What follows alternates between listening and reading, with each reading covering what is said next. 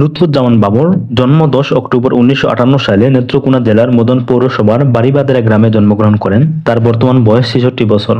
লুৎফুজ্জামান বাবর হলেন বাংলাদেশী একজন রাজনীতিবিদ।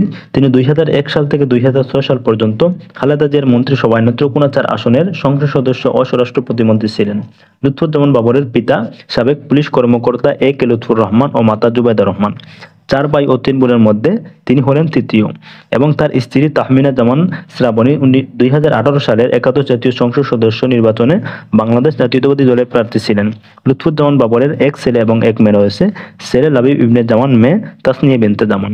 লুৎফুজ্জামান বাবর 1980-র দশকে ঢাকা বিমানবন্দরে কেন্দ্রিক ব্যবসা শুরু করেন বলে অভিযোগ রয়েছে। তিনি 1980 সালে প্রেসিডেন্ট হুসেইন মোহাম্মদ এরশাদের মেয়াদ চলাকালে ক্যাসিও ব্র্যান্ডের ঘড়ি পাচার করতেন বলে অভিযোগ রয়েছে। তার ঘনিষ্ঠদের দাবি তিনি কখনোই বিমানবন্দরে কেন্দ্রিক ব্যবসার সঙ্গে জড়িত ছিলেন না।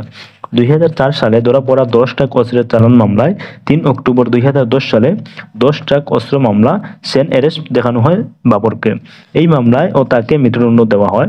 2024 সালের 18 ডিসেম্বর এই মামলায় লুৎফুজ্জামান বাবর সহ আরও 6 জনকে খালাস দিয়েছে হাইকোর্ট।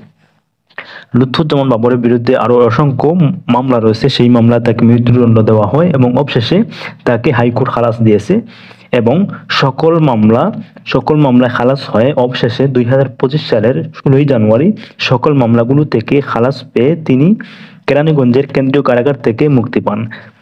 প্রায় দীর্ঘ 17.5 বছর পর কারাবাস থেকে অবসান ঘটে লুৎফুজ্জামান বাবরের। আশা করি অবশ্যই বুঝতে পেরেছেন। ধন্যবাদ সবাইকে। আসসালামু আলাইকুম।